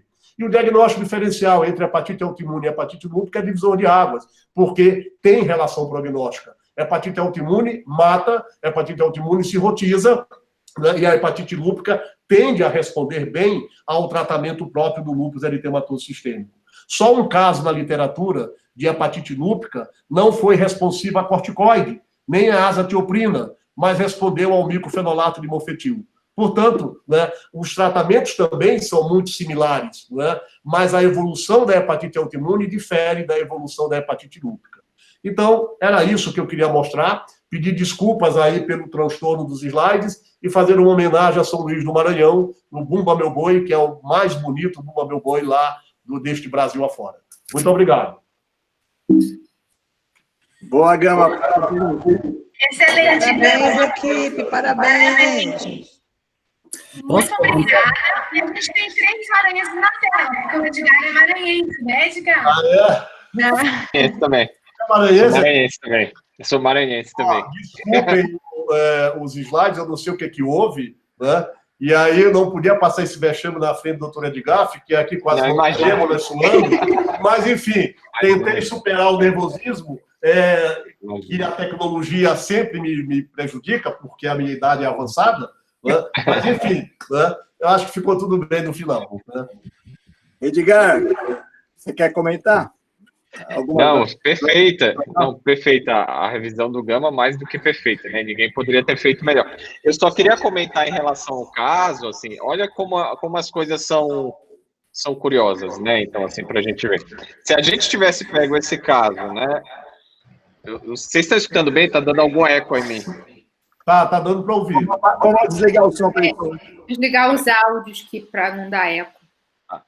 Não sei. Vocês estão me escutando? Agora acho que melhorou um pouquinho. Então, olha só que curioso, né? Se a gente tivesse visto esse caso pela primeira vez, por exemplo, nesse segundo momento, quando ele já tivesse Hashimoto, essa história de leucopenia, essa TVP, e se de repente ele chegasse sem um tratamento dessa hepatopatia aí de muito tempo, já com as transaminases elevadas, ou seja, em um outro momento, a gente faria o diagnóstico de lúpus, ele poderia ter sido rotulado de uma maneira errônea, como uma hepatite do lúpus, por exemplo. Ele teria complemento consumido, ele teria DNA positivo, ele teria aumento de transaminase, ele ia entrar com corticoide, eventualmente poderia ter tido uma melhora inicial, mas como o Gama frisou muito bem, eu acho que a biópsia, nesse caso, é um divisor de águas, né? Por mais que você tenha complemento consumido, por mais que você tenha outros sinais de atividade de doença, lúpus, às vezes, é uma caixinha de surpresa mesmo. Isso a gente vê, às vezes, na biópsia renal também, quando a gente jura que vai vir uma coisa e depois vem outra coisa, né? Então, eu acho que a biópsia aí é um grande divisor de águas e ajuda bastante nesse caso, mas a biópsia hepática foi muito importante. E tudo bem, ele poderia ter sido tratado até com ASA e corticoide, mas qual que seria a maneira de seguir? Você enxerga o paciente de uma maneira totalmente diferente, né? Então, o prognóstico é diferente. Como que você vai seguir esse paciente se é uma hepatite do lúpus ou se é uma hepatite autoimune sobreposta? Você enxerga de uma maneira completamente diferente, o segmento é diferente, a rebiópsia é diferente, você pensaria, né, completamente diferente. E isso a gente está vendo, às vezes, nas biópsias renais já também, né? Eu acho que algumas coisas eu falo que a gente aprendeu até com a hepatologia, quando a gente vê a questão de rebiopsiar o fígado, de ter marcadores de segmento um pouco mais claros que a gente não tinha na biópsia renal também, né? Posso falar agora? Eu vou falar um pouco da visão do patologista. Eu não acho que é tão simples você chegar num diagnóstico de hepatite lúpica. Diferente do rim, que você tem lesões típicas do lúpus, com até mesmo estágios de avanço da doença, no fígado a gente não tem isso. Aqui eu consigo, sim, diferenciar de uma hepatite autoimune para uma hepatite possivelmente lúpica. Mas a partir do momento que eu tenho um paciente, por exemplo, que ele tem um vírus por trás, se eu não tiver informação clínica, o achado histológico é muito parecido, né? Dependendo da doença, se eu tenho uma doença um pouco mais controlada, eu vou ter atividade de interface, às vezes discreta, ou às vezes eu não tenho atividade de interface. Então, esse achado que a gente vê a parte clínica, para nós patologistas, não é tão simples assim, não é fácil. A gente conseguir distinguir de hepatite autoimune, acho que até vai, mas se a gente não tiver essa informação e essa suspeita de um lúpus por trás, histologicamente a gente não consegue chegar nesse diagnóstico, tá? Os achados são achados discretos, são achados que a gente vê infiltrado linfocitário, linfomono, que qualquer processo inflamatório, medicamentoso ou viral, a gente pode ter essa apresentação, tá? Então não é uma coisa simples. O rim, sim, o rim a gente usa imunofluorescência, a gente consegue ver lesão mesangial, etc., típica, mas no fígado não. Mas o que eu quis dizer, eu acho que é do ponto de vista clínico, né, Caio? Assim, no ponto de vista clínico, às vezes você jura que vem uma mesangial, que vem uma proliferativa, que muda o tratamento, né? E aí, quando você faz a biópsia, pode vir uma microangiopatia trombótica, pode vir uma classe 4, você achava que era classe 2, que são coisas que mudam a conduta da gente, né? Não do ponto de vista histológico, estou falando muito mais da analogia clínica com a patológica. O que muda a conduta, o que não muda a nossa conduta na prática clínica, né? Fazendo essa analogia com o rim. E a gente tem visto muitas vezes, a gente jura que vem assim, nossa, eu tenho certeza que vai vir uma mesangial, aí vem lá uma classe 3 ou 4, que a conduta para a gente é muito mais agressiva, né? Então, do ponto de vista histológico, eu acho que a biópsia ajuda muito, pelo menos para a gente em algumas situações, né? Eu só quero deixar mais claro isso. A biópsia hepática, no contexto do lúpus, ela vai precisar muito do informe clínico, né? Vai ser até, se a gente for pensar, vai até ser um diagnóstico até diferencial de exclusão. Exato, Caio, a gente não vai ter um achado histopatológico tão clássico para a gente pensar no lúpus. Autoimune, tudo bem. Caio, mas a simplicidade está exatamente nisso. Porque o grande problema é você diferenciar o que é hepatite autoimune do que é hepatite lúpica. A hepatite lúpica é uma alteração benigna. Ela não é progressiva. E a facilidade, quer dizer, o simples em definir eu tenho critérios que são marcadores histológicos para hepatite autoimune. Isso mudará prognóstico e proposta terapêutica, porque a doença é progressiva e ela pode matar. A hepatite lúpica, não. As alterações são discretas, né? Ela está junto com a história do lúpus e vai responder ao tratamento imunossupressor do lúpus. E se você tem as informações oferecidas pela clínica, as sorologias virais, etc., etc., o trabalho do patologista passa a ficar fácil, né? Porque, claro, ele não vai adivinhar diagnóstico, né? Ele vai descrever alterações. Mas se a gente traz as informações corretas, tudo ficará mais fácil. Eu acho que o grande dilema nessas doenças hepáticas que envolvem o lúpus é exatamente o grande desafio né? Isto é autoimune, hepatite autoimune, uma doença distinta, ou isso é hepatite lúpica? Né? Eu acho que esse é a grande mensagem que tem que ficar. E aí essa questão do depósito de ser um quê, que talvez seja uma novidade, que possa ser utilizada na prática anatomoclínica, né, para reforçar esses diagnósticos. Porque quando você tem uma hepatite autoimune que não é tão exuberante, né, que tem hepatite de interface ali só discreta, um pouquinho só de plasmócitos, que sofreu alterações do corticoide que o paciente com lúpus já está tomando, talvez isso ajude também, né? Então, se você juntar, né, cada pecinha dessa, eu acho que o trabalho fica mais fácil, né? Isso que é importante, informação clínica para a gente. Uma coisa que eu acho que chama atenção nesse caso também é que a gente vê que desde 2011 o paciente sempre flutuava em enzimas hepáticas, né? Tem essa história da má adesão, mas será que poderia ter um componente também de hepatite lúpica já? Porque, assim, em 9 anos, um paciente que não trata hepatite autoimune, a gente esperaria progredir doença, né? Tudo bem que é um fibroscan, mas ele mantém ali um F1, com um ultrassom sem alterações, uma tomografia sem alterações. Se tivesse tanta alteração, assim, inflamação, né, pela hepatite autoimune, será que ele não teria progredido doença, progredido grau de fibrose, né? Pensando que poderia isso ser eventualmente já a hepatite lúpica. Boa pergunta.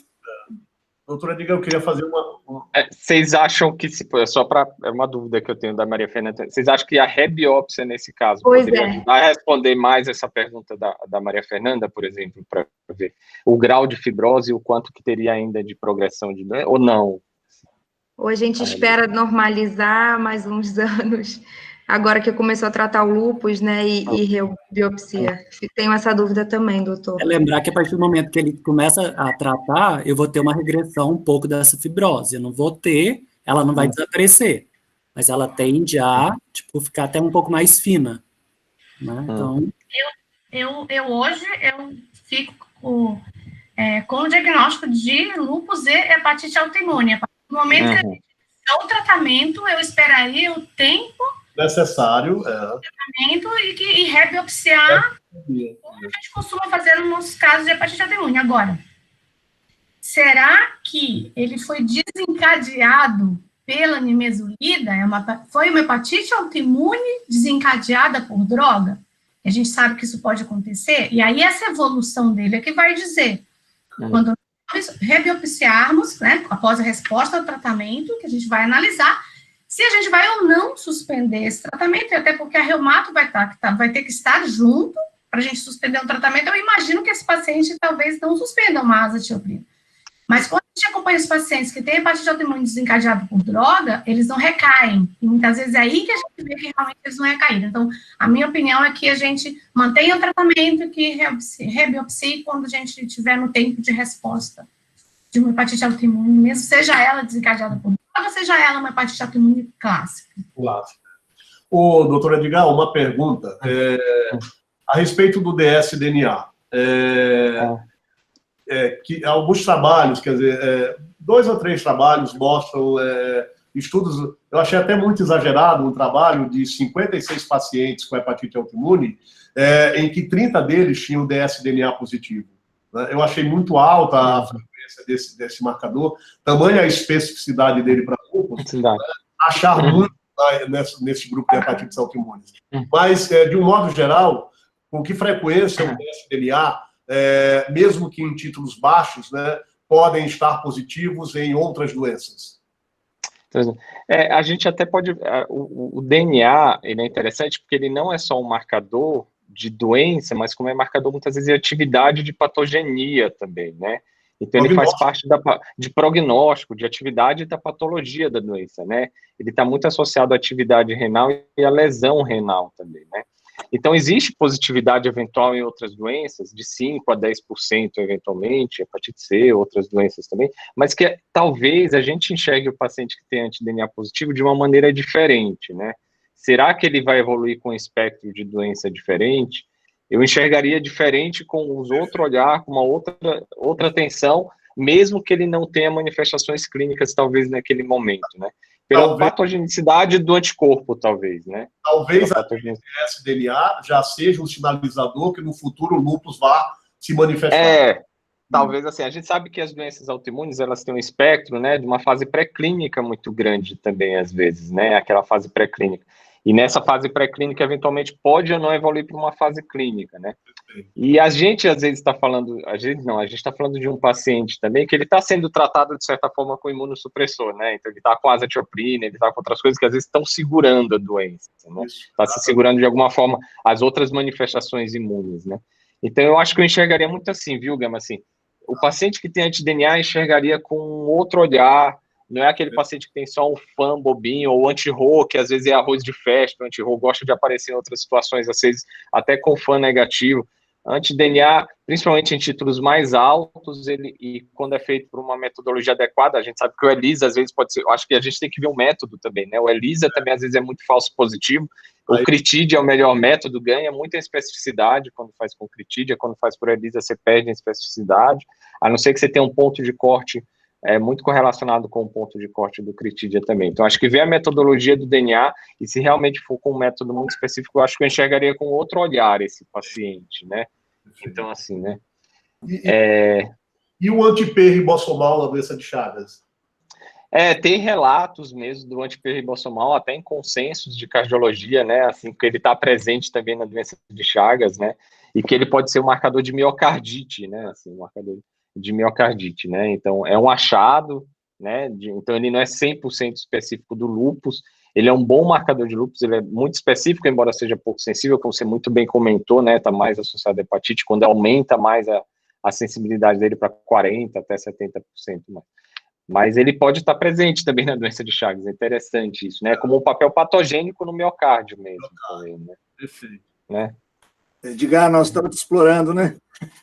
Não, imagina, eu tenho dúvidas do caso também, que eu queria ver daqui para frente já, quem está no ambulatório também, assim, eu fico pensando assim, será que a gente está satisfeito com a azatioprina ou será que a gente vai ter que mudar a terapêutica dele, né? A gente vai ter que ver daqui para frente, né? E se mudar, o que seria o melhor para pensar no conjunto, né? Na hepatite autoimune e no lúpus também, né?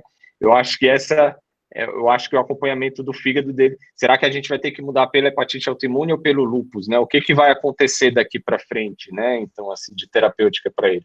Eu acho que Se houver necessidade de mudar terapêutica, ele vai talvez recair no micofenolato de mofetil.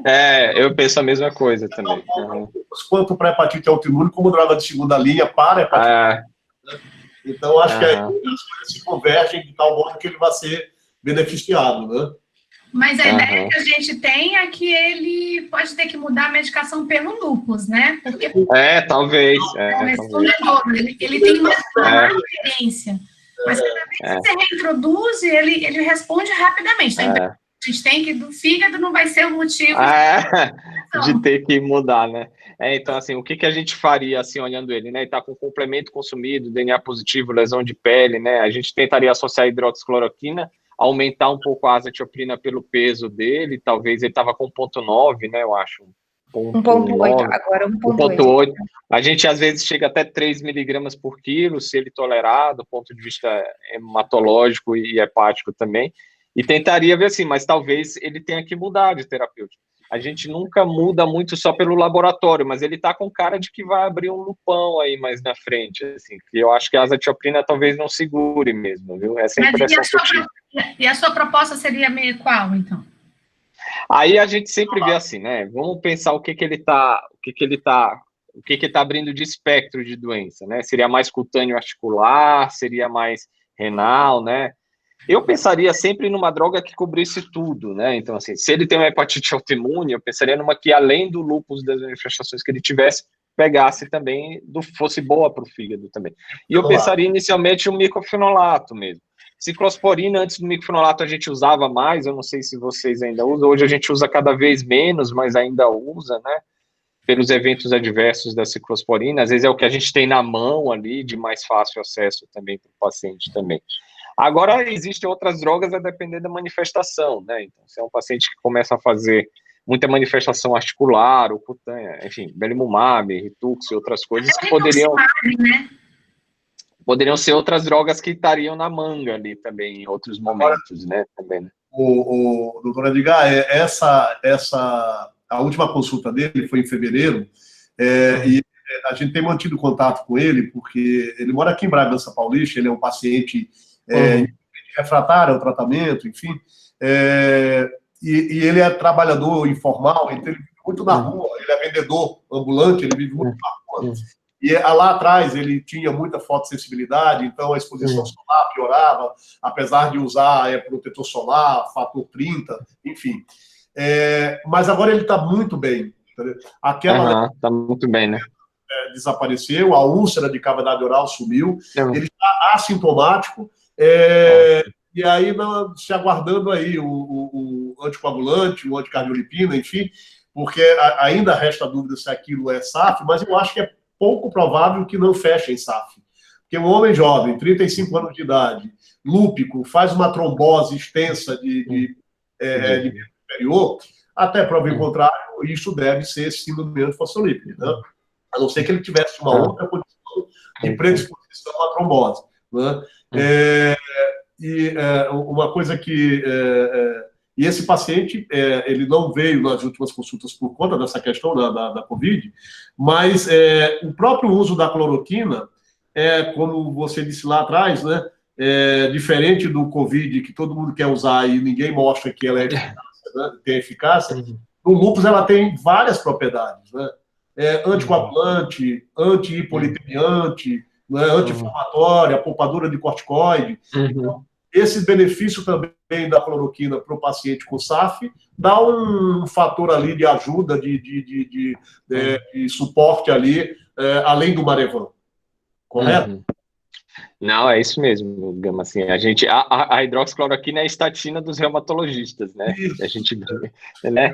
Então, a gente, principalmente para o lúpus, né? Quando a gente fala, né? Então, a gente tem todos esses benefícios que você bem falou, né? Diminuir a atividade de doença, diminuir a mortalidade materno-fetal na gestação, diminuir a chance de BAV fetal nos casos de anti-RO positivo, melhora o perfil lipídico e o perfil glicêmico, né? Então, diminui a chance de eventos trombóticos, melhora a resposta vacinal até em alguns estudos, embora isso seja controverso, melhora a resposta do micofenolato também. Então, para ele, está super bem indicado, né? E a gente sempre pesquisa para os pacientes com lúpus os antifosfolípidos, porque assim, mais ou menos de 20% a 40% tem os antifosfolípidos positivos, de 10% a 20% evolui com SAF, né? Então, assim, de 20% a 40% é um número razoável, e 50% deles evolui com alguma manifestação trombótica ou gestacional, né? Então, fecha os critérios para SAF, né? Então, acho que ele, até que se prove o contrário, né? Se tratar como tal, né? Ele não tinha, como você bem falou, não tinha outro fator, não tinha síndrome nefrótica, não tinha nenhum outro fator de risco, né? Então, acho que trataria mesmo como SAF, por enquanto, até ter os anticorpos, né? Positivos. E repetir esses anticorpos mais na frente. Uma vez a doutora Lúcia falou que a gama-GT é uma enzima promíscua, né? E aí todo mundo repete esse chavão. Eu aprendi hoje coisas. O anti-RO é arroz de festa, eu vou reproduzir amanhã, e a cloroquina é a estatina do cardiologista. Então, copiando e reproduzindo. Legal. Foi excelente. Alguém tem alguma dúvida ainda com o professor Edgar, ou podemos fazer uma mega foto com a Fernanda? Fernanda, vamos mandar uma foto aí? Cadê a Fê? Ela está aqui embaixo. Aqui. Vamos fazer assim, todo mundo abre a câmera. Vem, Bruna. Para mim, só estou vendo 9 figurinhas. Tem mais aí? Ritinha, aparece aí. Bruna. Eu ainda tô. E aí, Gabi? Tô passando convite pra Bruna. Bruna vai fazer estreia semana que vem. Posso tirar? Pode. Pode. Yes. Espera aí, calma. 1, 2, 3 e já! Aê. Gente, obrigado, Edgar. Obrigado, professor Eduardo, obrigado a todo mundo, obrigado, Gama. Eu que agradeço, eu aprendi muito hoje. Maria Fernanda, excelente as usual. Edu. Obrigada, doutor. Registrar a presença do doutor Gilmar Amorim aqui. Eu vi que o Gilmar está presente. Cadê ele? Ele está aí? Gilmar, aparece aí, Gilmar. A doutora Fernanda, ela vai abrir um curso para a terceira idade, para ensinar a fazer diapositivos, slides. Então, eu já me inscrevi. Quem quiser, por favor, tá? Ela está fazendo desconto nessa pandemia. Gilmar, Boa noite. Oi, Gilmar. Que prazer enorme estar presente aqui. Eu recebi o convite da doutora Eunice. E aí, solicitei ao grupo nosso lá da UFRN. Está aqui a doutora Alzelívia também está conosco. Mais uma das nossas residências. É uma alegria muito grande. Tive o privilégio de ser aluno aí da escola, também no mestrado. O doutor Eduardo participou da minha defesa de mestrado. A doutora Eunice é uma grande amiga daqui formada, graduada aqui na UFRN. A doutora Virgínia, que eu vi aí, e a doutora Dalgisa também, nesse reencontro maravilhoso. Excelente reunião, grande aprendizado aqui, a participação dos que apresentaram, e a doutora Fernanda brilhantando aí com a exposição do caso. Obrigado pela oportunidade. Aguardamos a sua presença nas próximas reuniões. Grande abraço, Gilmar. Estaremos presentes, sim. Muito obrigado. Marília, oi, Marília. Tudo bom? Gente, vamos finalizar? Lurine? Saiu? Tchau, Edgar, brigadão. Tchau, obrigada, doutora Edgar. Obrigada, doutora Edu. Parabéns, Edgar, e obrigada. Por participar. Beijo, obrigada.